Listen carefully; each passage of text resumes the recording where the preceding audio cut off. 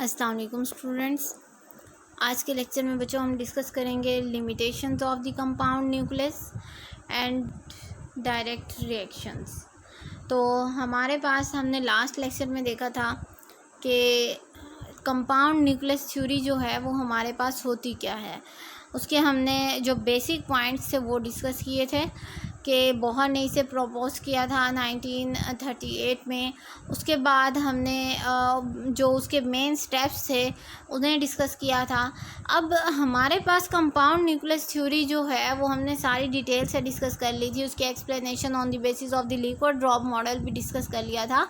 अब एक्चुअल में इसकी लिमिटेशंस क्या हैं, कहाँ पर ये थ्योरी जाकर फेल हुई थी, तो आज हम इसकी लिमिटेशंस को स्टडी करेंगे और उसके बाद डायरेक्ट रिएक्शंस को स्टडी करेंगे कि डायरेक्ट रिएक्शंस हमारे पास क्या होते हैं।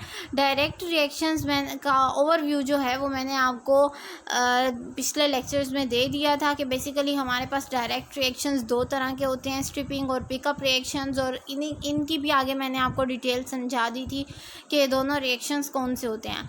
आज बच्चों हमारा न्यूक्लियर फिज़िक्स का लास्ट लेक्चर है। न्यूक्लियर फिज़िक्स का कोर्स हमारा कंप्लीट हो गया है। जो हमने ऑनलाइन क्लासेस स्टार्ट की हुई थी इनमें हमारा ये कोर्स कंप्लीट हो गया है। तो अगर आपको कोई भी कन्फ्यूजन हो किसी भी टॉपिक में तो आप मुझसे जूम ऐप पर आकर डिस्कस कर सकते हैं। तो आज का लेक्चर बच्चों हम स्टार्ट करते हैं। सबसे पहले हम रिवाइज़ करेंगे अपना लास्ट लेक्चर में बच्चों हमने पढ़ा था कंपाउंड न्यूक्लियस थ्योरी के बारे में। इसमें मैंने आपको बताया था कि कंपाउंड न्यूक्लियस थ्योरी किसने दी थी, बोहर ने दी थी। कब दी थी? 1938 में दी थी। और क्या कहा था इसने कहा था कि ये जो हमारे पास कंपाउंड न्यूक्लियस थ्योरी है ये बताती है कि कोई भी न्यूक्लियर रिएक्शन हो वो दो स्टेप्स से मिलकर बना है। दो स्टेप्स हमारे पास कौन से होते हैं? Formation of the compound nucleus, के कंपाउंड न्यूक्लियस पहले बनेगा, उसके बाद सेकंड स्टेप हमारे पास क्या था? Breaking of the compound nucleus break होगा।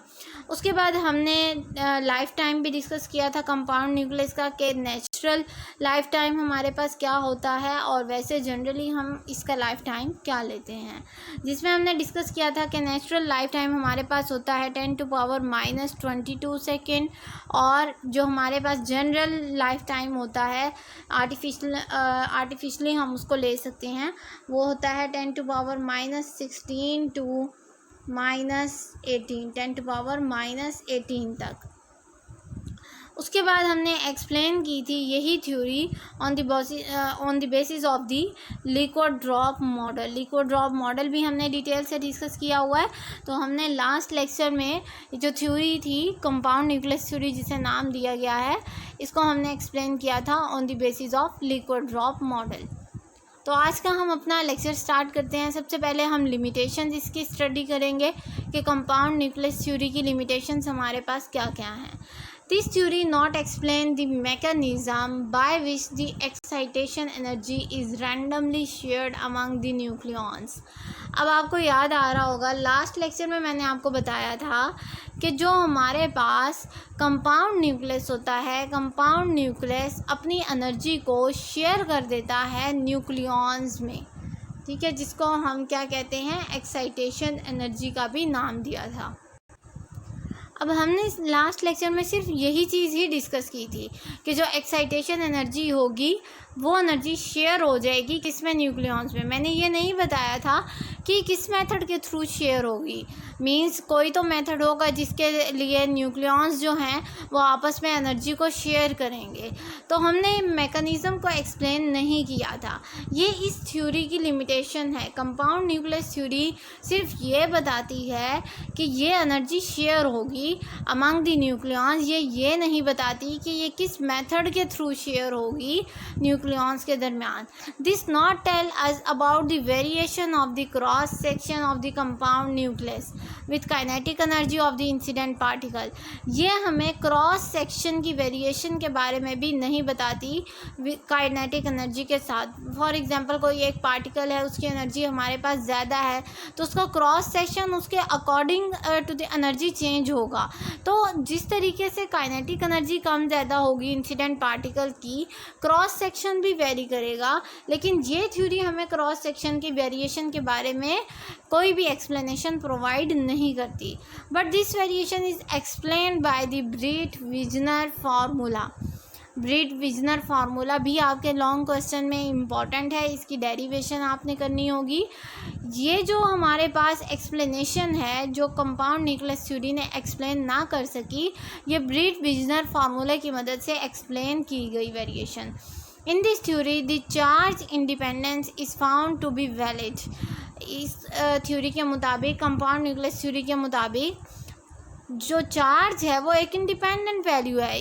ये जो हमारे पास अजम्पशन है ये वैलिड किया गया, इस थ्योरी में इसको वैलिड कहा गया फॉर द लो एनर्जी. लेकिन सिर्फ लो एनर्जी के लिए कहा गया of the incident particle. Means अगर इंसिडेंट पार्टिकल कोई ऐसा पार्टिकल है जिसकी एनर्जी लो एनर्जी है तो चार्ज पे डिपेंड नहीं करता कोई भी इस तरीके का रिएक्शन कंपाउंड न्यूक्लियस थ्योरी के अकॉर्डिंग. लेकिन अगर इंसिडेंट पार्टिकल हाई एनर्जी रख रहा है तो फिर प्रोडक्ट का बनना और कंपाउंड न्यूक्लियस का बनना इंसिडेंट पार्टिकल के चार्ज के ऊपर डिपेंड करेगा, और चार्ज के ऊपर डिपेंड करेगा, और उस तरीके से ही कंपाउंड न्यूक्लियस जो होंगे वो एक्साइटेड स्टेट में जाएंगे और अपनी एनर्जी को उसी के अकॉर्डिंग गेन और लूज़ करेंगे. This theory also fails to explain the mechanism of the direct reaction caused by the light nuclei. Light nuclei means having less atomic number. एक स्पेसिफिक एटॉमिक नंबर होता है, उसके नीचे वाले जितने भी एलिमेंट्स होते हैं उनको हम कहते हैं light nuclei.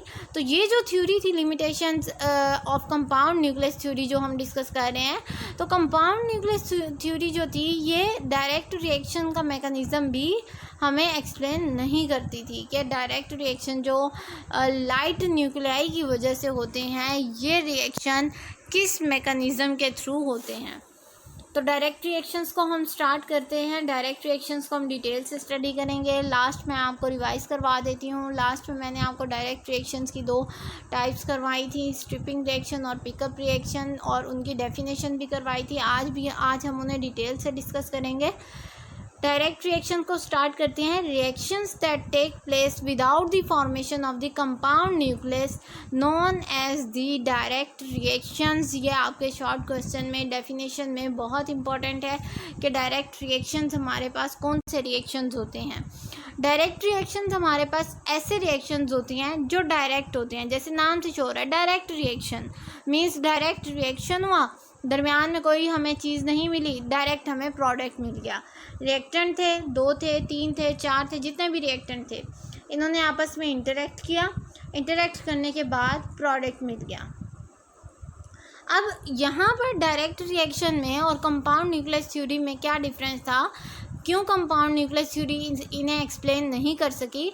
Compound nucleus theory के अकॉर्डिंग इसके दरमियान वाली स्टेट में, यहाँ पर क्वासी स्टेशनरी स्टेट में जाकर कोई कंपाउंड न्यूक्लियस बनेगा. लेकिन डायरेक्ट रिएक्शंस में ऑब्जर्व किया गया कि कोई कंपाउंड न्यूक्लियस नहीं बन रहा, जस्ट रिएक्टेंट आपस में रिएक्ट करके हमें प्रोडक्ट दे रहे हैं, फाइनल प्रोडक्ट दे रहे हैं. इस तरह का कोई भी हमारे पास रिएक्शन आ जाए जिसमें हमें डायरेक्ट कंपाउंड न्यूक्लियस के बग़ैर ही हमें प्रोडक्ट मिल जाए तो उसको हम नाम देते हैं डायरेक्ट रिएक्शन का. In such type of the reaction the incident particles interact at the surface of the target nuclei. जो टारगेट न्यूक्लाई होता है उसकी सरफेस पर जाकर इंटरेक्ट करते हैं. Such type of reaction also termed as peripheral reactions means ऐसे reactions जो सरफेस के ऊपर जाकर टारगेट के साथ इंटरेक्ट करते हैं उन्हें हम पेरिफेरल रिएक्शंस भी बोलते हैं. These are the fast reactions. ये बहुत ज़्यादा फास्ट होते हैं. ये मैंने आपको जो पिछले लेक्चर्स हैं उनमें भी बताया था कि डायरेक्ट रिएक्शंस हमारे पास बहुत ज़्यादा फास्ट होते हैं और उनका टाइम जो होता है वो हम काउंट नहीं कर सकते विद ग्रेट एक्यूरेसी के साथ.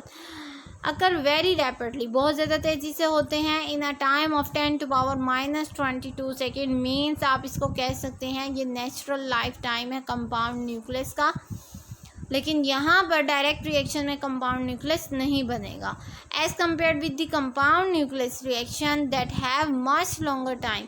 कंपाउंड न्यूक्लियस का हमारे पास कितना टाइम था, 10⁻16 to 10⁻18, जो हम आर्टिफिशियली डिस्कस करते थे। The term direct reaction is used for variety of the nuclear process। Direct reactions में हमारे पास और भी बहुत सारे प्रोसेस आ जाते हैं, जैसे मैंने आपको सिर्फ 2 करवाए थे, लेकिन आज हम इसके और भी प्रोसेस को स्टडी करेंगे। स्ट्रिपिंग रिएक्शन आ जाएगा, पिकअप रिएक्शन आ जाएगा, इन एलास्टिक न्यूक्लियर रिएक्शंस आ जाएंगे। ये जो सारे रिएक्शंस हैं ये हमारे डायरेक्ट रिएक्शंस में इंक्लूड होते हैं। अब जो डायरेक्ट रिएक्शन है हमारे पास वो किस तरीके से अकर होते हैं। Direct reactions takes place through the 2 mechanism. 2 mechanism हमारे पास होते हैं, कौन कौन से, stripping mechanism and the knockout mechanism. Stripping mechanism कौन सा होता है और नॉकआउट मैकेनिज़्म कौन सा होता है हमारे पास। यहाँ पर स्ट्रिपिंग रिएक्शन को सबसे पहले हम डिस्कस करें। नॉकआउट को हम पिकअप रिएक्शन भी बोल सकते हैं, जैसे लास्ट में हमने स्ट्रिपिंग रिएक्शन और पिकअप रिएक्शन कहा था। तो स्ट्रिपिंग रिएक्शन को सबसे पहले डिस्कस करते हैं। In order to understand the stripping reaction को समझने के लिए हम एक एग्जांपल लेंगे किसकी, ड्यूट्रॉन की। तो ड्यूट्रॉन में हमारे पास क्या होता है, deuteron is a loosely bound system. Loosely bound system का क्या मतलब है कि उसके अंदर लेट अस कंसीडर कि ये हमारे पास न्यूक्लियस है ड्यूट्रॉन का और ये उसके ऑर्बिट्स हैं। तो यहाँ पर न्यूक्लियस के अंदर है न्यूट्रॉन और प्रोटॉन, मतलब मीन्स न्यूक्लियॉन्स हैं। तो ये एक लूजली बाउंड सिस्टम होता है, मीन्स इसके न्यूक्लियॉन्स जो होते हैं उनके दरमियान में बाइंडिंग एनर्जी इतनी स्ट्रॉन्ग नहीं होती कि वो आपस में बाइंड रह सकें। तो ये इजीली थोड़ी सी एनर्जी मिलने से यहाँ से स्किप आउट कर जाते हैं। तो यहाँ पर हमारे पास क्या होगा कि ये एक लूजली बाउंड सिस्टम है ऑफ प्रोटॉन और न्यूट्रॉन दोनों का, मीन्स जितने भी न्यूक्लियॉन्स इसके अंदर एग्जिस्ट कर रहे हैं वो सारे लूजली बाउंड सिस्टम कहलाएंगे। मीन्स वो बाइंडिंग एनर्जी उनकी बाकी एटम्स की निस्बत बहुत ज़्यादा कम होती है। In this case, when the incident particle come close to the target nucleus, इस तरह के केस में क्या होता है, let us consider ये इंसिडेंट पार्टिकल है, इंसिडेंट पार्टिकल इस टारगेट के पास आ गया है। अब जब इंसिडेंट पार्टिकल इसके पास आ गया है तो इंसिडेंट पार्टिकल की थोड़ी सी एनर्जी से भी ये पूरा का पूरा आइटम डिस्टर्ब हो जाएगा।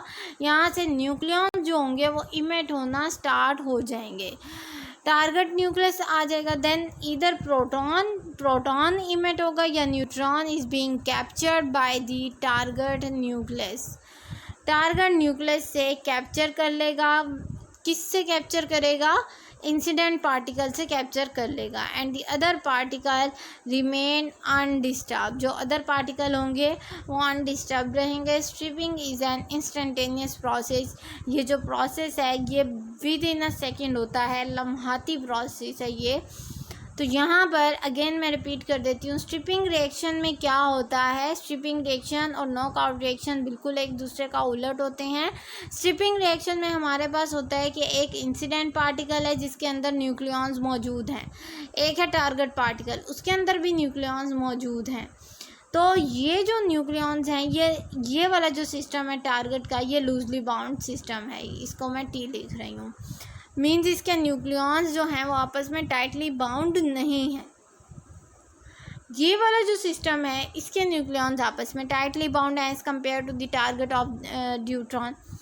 तो यहाँ पर क्या होगा, ये जो ड्यूट्रॉन एटम होगा हमारे पास, यहाँ से जो इंसिडेंट पार्टिकल है बेसिकली हमारे पास, इंसिडेंट पार्टिकल से एक न्यूट्रॉन या एक प्रोटॉन मीन्स कोई भी न्यूक्लियॉन्स जो होगा वो कैप्चर कर लेगा। कौन कैप्चर कर लेगा, टारगेट पार्टिकल कैप्चर कर लेगा। स्ट्रिपिंग रिएक्शन में टारगेट पार्टिकल कैप्चर करता है इंसिडेंट से, जबकि नॉकआउट रिएक्शन में इसका बिल्कुल उलट होता है। नॉकआउट रिएक्शन में इंसिडेंट पार्टिकल कैप्चर करता है टारगेट से, जैसे हम अभी नेक्स्ट में डिस्कस करेंगे। This is an efficient tool in nuclear spectroscopy. ये जो टूल है स्ट्रिपिंग रिएक्शन की, ये न्यूक्लियर स्पेक्ट्रोस्कोपी में यूज़ होती है। Also useful in determining the properties of the ground state nucleus. इस न्यूक्लियस की प्रॉपर्टीज़ को फाइंड आउट करने के लिए, जो ग्राउंड स्टेट में होगा, जिसकी एनर्जी बहुत ज़्यादा कम होगी, उसकी प्रॉपर्टीज़ को फाइंड आउट करने के लिए भी हम ये रिएक्शन यूज़ करते हैं। नेक्स्ट है हमारे पास नॉकआउट रिएक्शन। नॉकआउट रिएक्शन हमारे पास कौन सा रिएक्शन होता है? नॉकआउट में और पिकअप रिएक्शन में थोड़ा सा डिफरेंस है हमारे पास, तो वो डिफरेंस क्या है, उस डिफरेंस को भी हम स्टडी करेंगे। Knockout reaction also known as the breakup reaction और फ्रेगमेंटेशन रिएक्शंस, मीन्स ब्रेक हो जाना। In this reaction when the incident deuteron, जब इंसिडेंट ड्यूट्रॉन टारगेट के पास आएगा, मीन्स जो ड्यूट्रॉन है वो एक इंसिडेंट पार्टिकल के तौर पर काम कर रहा है। टारगेट हमारे पास कोई भी पार्टिकल हो सकता है। जब वो टारगेट के पास आएगा, it will embed itself in the target nucleus, ये टारगेट न्यूक्लियस के अंदर खुद को मर्ज कर लेगा।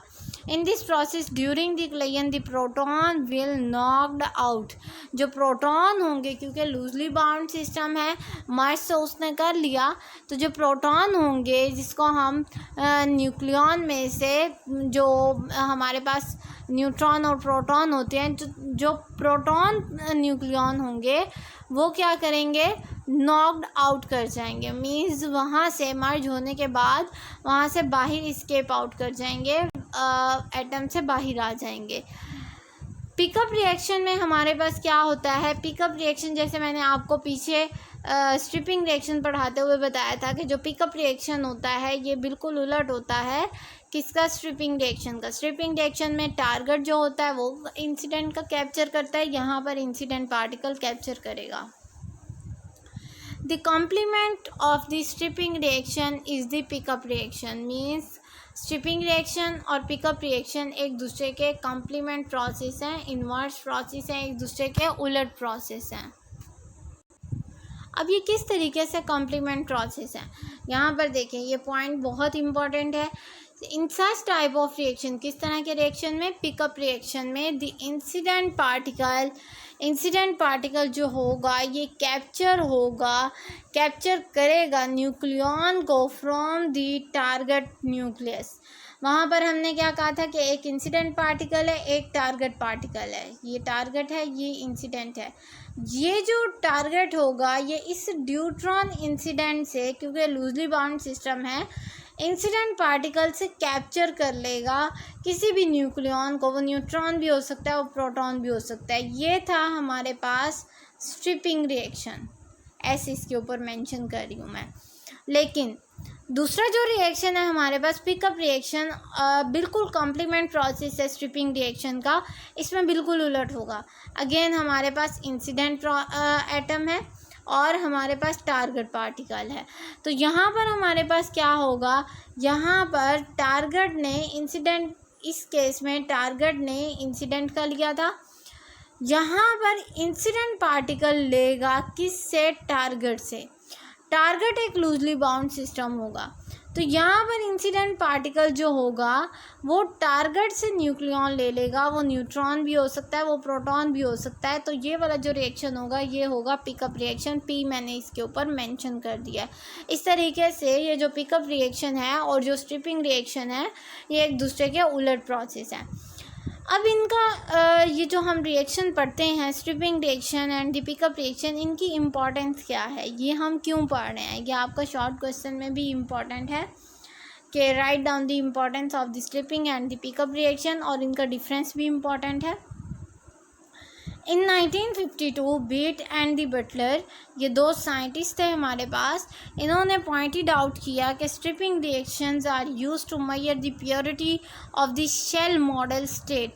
किसी भी शेल मॉडल स्टेट की जो प्योरिटी है वो हम स्ट्रिपिंग रिएक्शन की मदद से चेक कर सकते हैं। In this reaction the captured nucleon carry some information, क्योंकि स्ट्रिपिंग रिएक्शन में टारगेट जो होता है वो कैप्चर करता है। तो इसका मतलब है टारगेट के पास कुछ ना कुछ इन्फॉर्मेशन आ रही है उस न्यूक्लियन से जो वो इंसिडेंट पार्टिकल से कैप्चर कर रहा है।